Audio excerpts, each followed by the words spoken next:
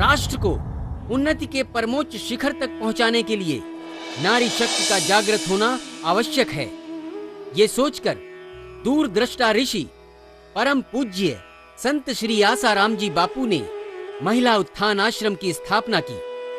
भारतीय संस्कृति के समर्थक पूज्य बापू जी तथा आश्रम को बदनाम करने के एकमात्र बद इरादे से ही कुछ असामाजिक तत्वों द्वारा महिला उत्थान आश्रम पर लज्जास्पद आरोप लगाए जा रहे हैं, जो बिल्कुल ही बेबुनियाद, भ्रामक एवं असत्य हैं। गुरु और शिष्य के बीच का संबंध गंगा जल के समान पावन और निर्मल होता है। उसे कलंकित रूप में दिखाना ये भारतीय संस्कृति एवं प्राचीन काल से चली आ रही गुरु शिष्य परंपरा पर कुठाराघात है। लेकिन फिर भी कुछ स्वार्थी असामाजिक तत्वों द्वारा लगाए जा रहे ये लांछन कितने सच हैं? मैं 12 साल से आश्रम में रहती हूँ। मेरा नाम भाविका है। हम इतने सालों से आश्रम में रहते हैं, हमारे माँ बाप की परमिशन से रहते हैं। हमें खुद भी अपने जीवन से संतुष्टि है, हमारे माँ बाप को हमारे जीवन से संतुष्टि है। और आजकल जो भ्रामिक प्रचार हुआ जा रहा है, षड्यंत्रकारियों ने जो नया प्रचार शुरू किया है कि महिला आश्रम में ऐसे बहनों के चरित्र के ऊपर, हमारे गुरु के चरित्र के ऊपर, अब तो हद कर दी उन्होंने कि गुरु के चरित्र के ऊपर बोलना शुरू किया है। ये एकदम ही घिनौनी साजिश के सिवा और कुछ भी नहीं है, सिर्फ षड्यंत्र है। हम इतने सालों से आश्रम में रह रहे, हमने ना ऐसा कुछ देखा न सुना। ये सोचना ही महापाप। क्या आश्रम में बहनों का शोषण होता है? क्या वो सामने नहीं आ पाती हैं? आइए देखते हैं। मेरा नाम उमा शास्त्री है। मैं जिला बुलंदशहर यूपी में सिकंदराबाद में रहती हूँ। मेरे अपने 2 स्कूल हैं, एक प्रॉपर सिकंदराबाद में ही है और दूसरा ग्रेटर नोएडा धनकौर स्टेशन पर Indo public higher secondary school, दूसरा सिकंदराबाद में इंडो पब्लिक कन्या विद्यालय। मैं यहाँ बापूजी से पिछले 13 वर्षों से जुड़ी हुई। मैंने बापूजी से दीक्षा लेने के बाद इतने ज़्यादा चमत्कार अपने जीवन में देखे। अपने 4 बच्चे हैं, 2 बेटे 2 बेटियां। दोनों बेटियां बापूजी के महिला आश्रम में समर्पित हैं। जब मैं सभी बेटियों को देखती हूँ, बापू की बेटियों को, तो दिल भर जाता है, क्योंकि मेरे अपने पास भी एक कन्या इंटर कॉलेज है, एक बॉय इंटर कॉलेज है। तो जब मैं कन्याओं को वहाँ देखती हूँ कि 4-5 घंटे में मैं कैसे कन्याओं को संभालती हूँ, तो मैं यहाँ देखती हूँ कि बापू ने किस ढंग से बेटियों को संस्कार दिए हैं, कैसे बेटियों को संभाला हुआ है और किस ढंग से अपनी भी दोनों बेटी एकदम से बदल गई। जब मैं यहाँ अनुष्ठान करने आई तो मैंने देखा कि बापू जो दुनिया का भला करते हैं, उन पे कीचड़ उछाली जा रही है बेटियों को लेकर के। मैं और भी बेटियों की माँ से मिली, यहाँ औरों की भी मतलब माएँ थी जो मैं भी अनुष्ठान करने आई, वो भी अनुष्ठान करने आई थी। चातुर्मास चलते हुए देखा कि हम बापू ने धन दौलत और सब कुछ तो बहुत दे दिया, अब तो केवल हमको कुछ करना है, साधना सेवा, उस ढंग से हम रुके। लेकिन जो कुछ सुनाई आता है, अखबार में पढ़ते हैं, तो उससे दिल घबरा जाता है कि ये कैसा हो रहा है, बापू की बेटी कैसे रह रही है, बापू अपने बच्चों को कैसे बना रहे हैं। लेकिन सच्चाई कहने वाला कोई नहीं है। पता नहीं क्यों इस गुजरात में इतना झूठ हो गया है कि सब कुछ झूठ ही झूठ अंदर रह करके हम देख रहे हैं और सुना नहीं जा रहा कि क्या हो रहा है, क्या लिखते हैं लोग यहाँ के। कोई बात नहीं है, झूठ की आंधी ज्यादा नहीं चलेगी। लेकिन सोचने वालों से मैं कहूंगी, उस मीडिया वालों से कहूंगी, आकर के पूछो, हमसे पूछो बापू की बेटियों से कि क्या है सच्चाई। एक ने कुछ कह दिया और उसका अखबार में छाप दिया, हजारों से पूछो, लाखों से पूछो, किसी एक 2 को पकड़ के कुछ भी कोई कह दे, तो ऐसे तो कभी नहीं करना चाहिए। आखिर को भगवान है, भगवान से जरूर डरना चाहिए। बापू तो जिस कार्य को कर रहे हैं, किसी के भी कहने से वो नहीं रुकेंगे। उन्होंने तो उद्देश्य ही लिया है, उस उद्देश्य को अवश्य पूरा करेंगे और वो उद्देश्य पूरा होकर के रहेगा। बाल संस्कार जगह जगह चल रहे हैं और चलते ही रहेंगे। बच्चों में संस्कार जिस ढंग से पढ़ रहे हैं वो पढ़ते ही रहेंगे, उन्हें कोई नहीं रोक सकता। ये आंधी, झूठी, ये तूफान, ये नहीं रोक सकता। बापू का उद्देश्य पूरा होकर के रहेगा। मैं उल्लासनगर से आई हूँ। मेरा नाम पुष्पा है। मेरी 4 लड़कियाँ हैं। 18 साल से बापू की दीक्षा ली है, 18 साल से जुड़ी। तो 15 साल से लड़कियां समर्पित है, 4 सीता, गीता, रेखा, रजू, 4 इधर महिला आश्रम में रहती हैं। अच्छी तरह से इतना लड़कियों को सुखी देखकर इतना अच्छा लगता है। सबको आजू बाजू वाले को इधर लेके आइए, दीक्षा लो, इतना अच्छा है। मेरा नाम डॉक्टर कनक है। मैं इस आश्रम में तकरीबन 8 साल से रह रही हूँ सहपरिवार। मेरे पतिदेव डॉक्टर अतुल, वो भी होम्योपैथी डॉक्टर है, मैं खुद भी होम्योपैथी डॉक्टर हूँ। Maximum girls residing in this ashram belong to well to do families. और इतना तो हर कोई जानता है कि किसी भी सुशिक्षित व्यक्ति को तुम बहला फुसला के किसी रास्ते पे नहीं लगा सकते। और दूसरी बात कि यहाँ पे ऐसा भी नहीं है जैसा कि बताया गया है कि लड़कियों को या रहने वालों को कोई खाने का, पीने का, रहने ओढ़ने का कोई टोटा। उल्टे की मैं तो ये बोलती हूँ कि घर में जो मुझे मिलता है उससे कई गुना ज़्यादा मुझे यहाँ मिला है।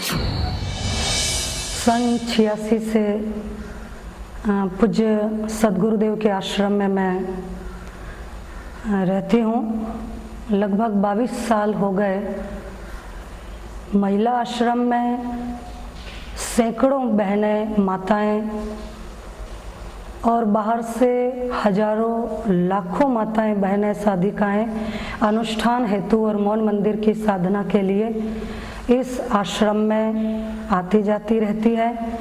लेकिन लोग अपवाद में आज चर्चाएं अखबारों के माध्यम से और टीवियों के माध्यम से सुनने में आ रही है कि जो घृणित शब्दों में, अश्लील शब्दों में जो माताओं के ऊपर, नारियों के ऊपर, साधिका बहनों के ऊपर जो कलंक आरोप लगाया जा रहा है, वो सचमुच नारी जाति के लिए जघन्य अपराध किया है या अश्लील बातें करने वालों ने, आरोप लगाने वालों ने। इतने सालों से हमारा यहाँ रहकर अनुभव है। इस महिला आश्रम में कहीं लोक कल्याण की सेवाएं, समाज सेवाएं होती है। किसी पर कीचड़ उछाल देना, किसी पर गंदे आरोप लगा देना, किसी पर उंगली उठा देना, किसी की श्रद्धा के साथ खिलवाड़ करना, ये तो बहुत आसान होता है। लेकिन राष्ट्र को जगाकर, समाज को जगाकर सत प्रवृत्तियां और देवी कार्य करना, ये तो किसी किसी महापुरुषों का ही काम है। अनादि काल से इतिहास साक्षी है, इतिहास गवाह है कि ऐसे कई महापुरुषों पर समय समय पर, जिन्होंने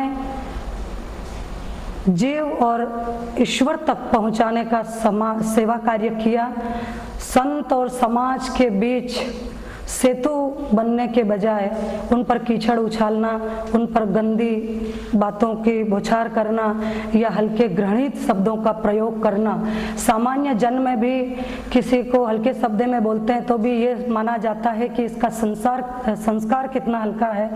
किसी को बोला जाता है तो उसके आगे श्रीमान, पूज्य, परम ऐसा कुछ लगाया जाता है, आदरयुक्त शब्दों का प्रयोग किया जाता है। लेकिन आज निंदा करने वालों ने या चैनलों वालों ने या अखबार वालों ने संत को किस दृष्टि से देखा जाना, किन शब्दों का प्रयोग करना, वो भी भूल गए हैं। ये हमेशा से कई ऐसे रावण पैदा हुए इस दुनिया में और संत को सताने के उन्होंने ऐसे भ्रामक प्रचार करके सेवकों के साथ, साधकों के साथ, भक्तों के साथ, उनकी श्रद्धा के साथ खिलवाड़ किया है। ये सचमुच एक जघन्य अपराध है, ये बड़ा पाप है। केवल महिला आश्रम के लिए बोलकर, केवल महिला आश्रम की माताएं, बहनें और रहने वाली या सैकड़ों साधिका बहनों के लिए ही उंगली नहीं उठाई, बल्कि पूरी नारी जाति पर उन्होंने उंगली उठाई है। ये बहुत बड़ा अपराध किया है। आज इस देश का प्रबुद्ध समाज, विचारवान समाज, आस्थावान समाज, श्रद्धावान समाज और नारी समाज इसको धिक्कारता है और हजारों बार इसका खंडन करता है, इन बातों का बहिष्कार करता है।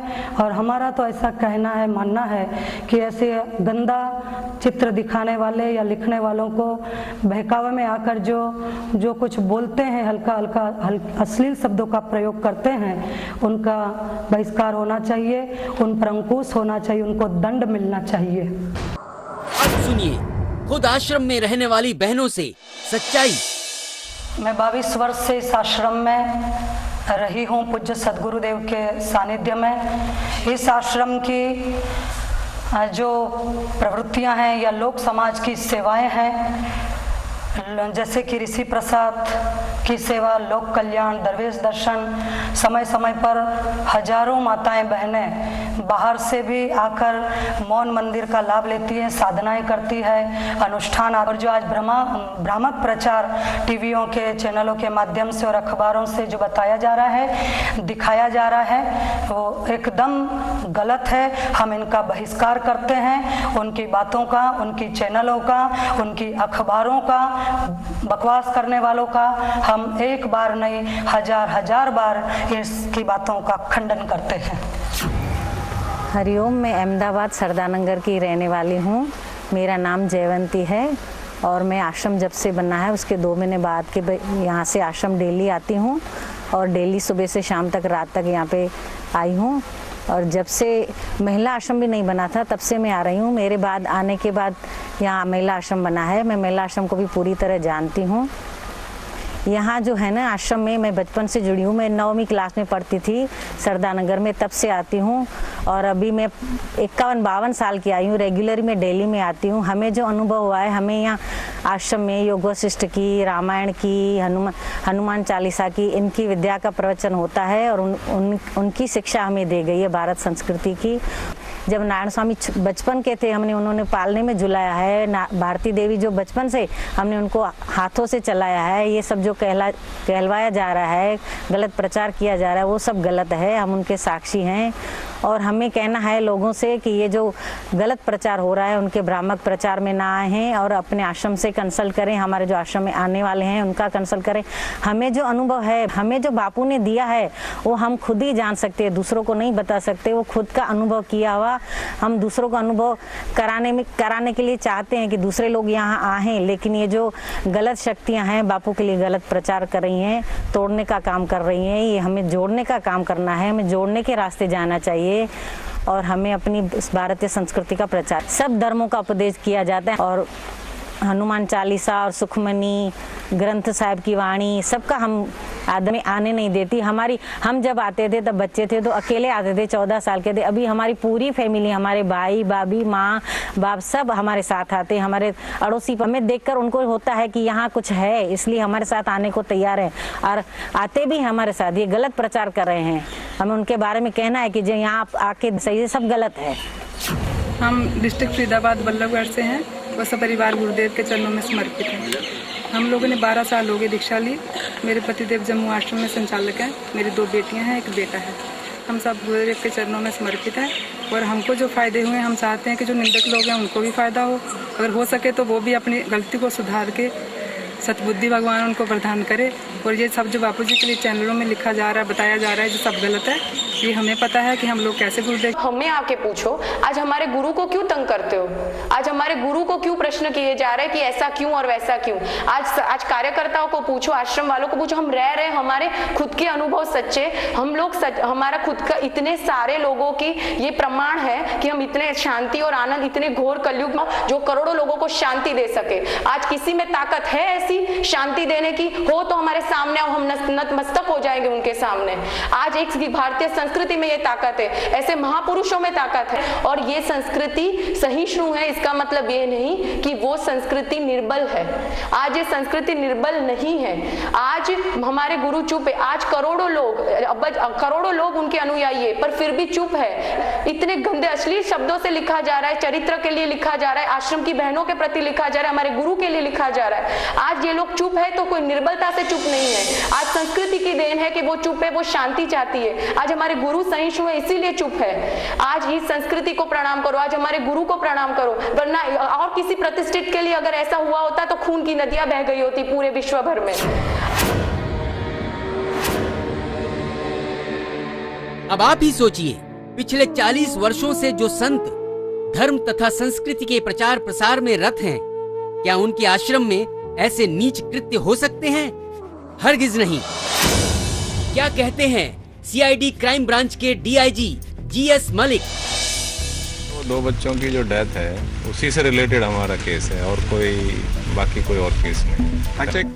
एक सीआईडी क्राइम की टीम आके पेपर में आया था कि कुछ ऐसे बोहरे हैं जहाँ पे कुछ मतलब धूप बत्ती और ऐसा तांत्रिक का ऐसा कुछ है, तो वो जस्ट हम चेक करने के लिए आए थे। एफएसएल की टीम भी आई थी, लेकिन सामान्य पूजा वगैरह का ही है, कोई ऐसा तांत्रिक का ऐसा कुछ हमको यहाँ पे मिला नहीं। पेपर वालों से मैं कहता हूँ, अगर आपके पास कोई है कुछ एविडेंस या कोई आदमी है तो आप वो सीआईडी क्राइम के पास लाइए। ठीक है ना। पेपर में जो भी लिखते हैं कि ये मिस्टर एक्स कोई ये वर्मा जो भी वो कह रहा है उसको आप हमारे आईओ के पास लाइए, उसका स्टेटमेंट हम लेंगे, अगर सच होगा तो उसकी फिर वेरीफाई किया जाएगा। लोगों को गुमराह करने का, तोड़ने का काम तो कोई भी बिकाऊ और मानवद्रोही कर सकता है, पर धर्म और शांति के रास्ते जोड़ने का काम संतों महापुरुषों के अलावा और कौन करेगा। आइए अब देखें महिला उत्थान आश्रम की सेवाएं। महिला उत्थान आश्रम में भारत के विभिन्न प्रांतों से आई हुई अनेक नारियां आध्यात्मिक पथ पर अग्रसर हो रही हैं। पूज्य गुरुदेव के मार्गदर्शन व पूज्य माता लक्ष्मी देवी जी के सानिध्य में वे अपने जीवनोत्थान में रत हैं। समाज और संस्कृति के बीच सेतु बनने वाली इन बहनों का जीवन अत्यंत सादगी व संयमपूर्ण है। वे नियमित रूप से त्रिकाल संध्या, भगवन नाम जप, योगासन, प्राणायाम तथा धारणा ध्यान करती हैं।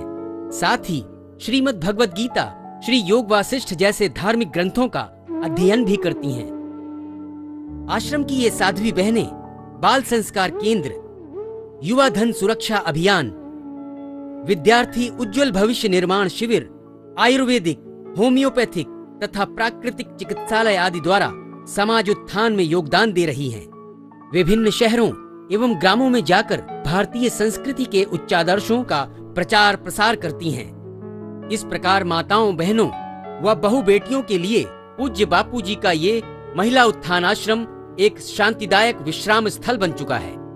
लेकिन कुछ अशांति प्रिय तत्वों द्वारा लगाए गए लांछनों को सहकर भी महिला आश्रम की साध्वी बहनें माता सीता, माँ पार्वती, सती अनसुईया आदि अनेकों महान सहिष्णु नारियों का आदर्श सामने रखकर अपनी सत्प्रवृत्तियों के लिए आज भी कटिबद्ध हैं और आगे भी रहेंगी। ऐसी दिव्य प्रवृत्तियों में संलग्न आश्रम की सुशिक्षित एवं सुसंस्कृत परिवारों से आई हुई बहनों पर बेबुनियाद व मनगढ़ंत लांछन लगाना क्या उचित है?